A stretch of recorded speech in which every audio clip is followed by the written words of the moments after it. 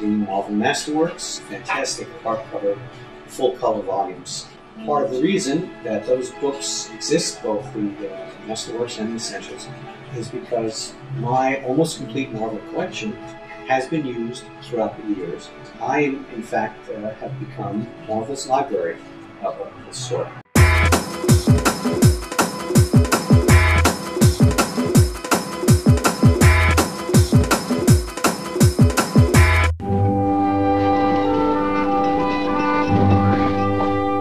When I was probably between 8 and 10 years old, public day camp in New Jersey, northern New Jersey, the kids would all pull out comics. Now back then, because this was the ancient days of the 1950s, there were no Marvel comics yet, and everybody was into reading Superman's, that whole Weisinger period. And they would all pull them out of their cubby holes, sit down on the floor, trade them, read them. And that's how I got very interested in reading. I had an incredible world of imagination, something that I couldn't find really anywhere else. And then there were these strange comics that came in the early 1960s.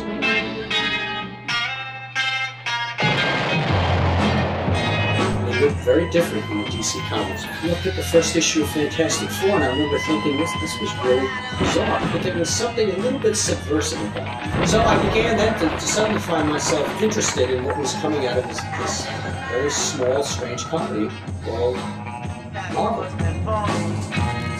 This seemed to be happening to a whole generation of comic book readers. You just can't see what you expect. I'll never be. This copy of Amazing Fantasy 15 has been used by Marvel quite a number of times for reprints. Many times I would bring in valuable parts in the collection, and I would have them in a paper bag. I would have a shopping bag, and I would be sitting in a bus, and I would have thousands and thousands of dollars worth of Marvel comics that I would bring in. They would keep them for as long as necessary, and then they would tell me, okay, Ralph, come and pick them up, take them back home, put them back in the filing cabinets. And in fact, Marvel continues to use my collection. I have a number of books that are in there with them right now. I must have been maybe 11, 12 years old when I bought this. Even as a kid, I began to understand that this character was very different than anything else I had ever read. He was a teenager. He was not accepted. He had made a mistake which caused the death of his uncle. He wasn't loved by the public. You just felt an identification with Peter Parker that you couldn't really feel with Clark Kent or Bruce Wayne. Also the fact that it took place in New York. Spider-Man was all in New York. And when he would swing by buildings, you could recognize those buildings.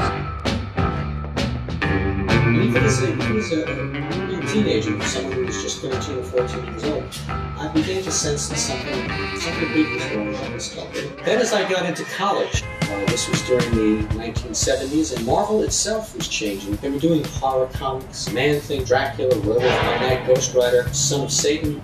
They were very different. There was a whole new element to Marvel and what it was doing.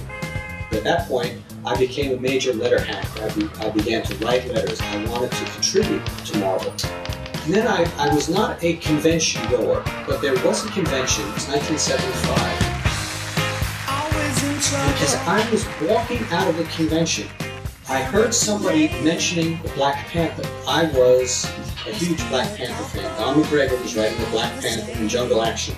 Well, when Don McGregor was there and he was signing autographs, and I mentioned my name to him, and he said, "Oh, you wrote all those letters to Jungle Action." I goes, "Hey, look, hang around for a while. I want to talk with you." Amazing. I had never met really a professional before, or really talked to one on a one-to-one basis. We struck up kind of a friendship. And Don had invited me to come up to Marvel. He said, "Would you like a tour of the Marvel offices?" So I went up there and I ran into other people whose comics I had written letters to, particularly Chris Claremont. I'd written a lot of letters to his X-Men book. And he said, "Would you like to do an article for Foom magazine? Would you like to interview Roy Thomas?" At that point, Roy was trying to decide whether or not he was going to come back as editor-in-chief or whether he was going to move out to the West Coast. So I would come up to Marvel each week, usually on a Friday, and I would wait around for Roy to show up. There were a lot of weeks that I came up to Marvel, and I wasn't able to get Roy for an interview, but I began to become kind of a fixture up there. I became friends with a lot of the guys on staff, and I also then was asked by John Warner. He was going to be promoted to the editor of the Black and White line, and he wanted to know if I wanted to come on staff and become his assistant. That was back in April of 1976. Eventually I was called into the color department, into the color comics department, and I began to work as the assistant editor. I liked the atmosphere of the office so much. I basically decided that I was going to make a career of staying on staff at Marvel, and I have been able to do that for about 35 years.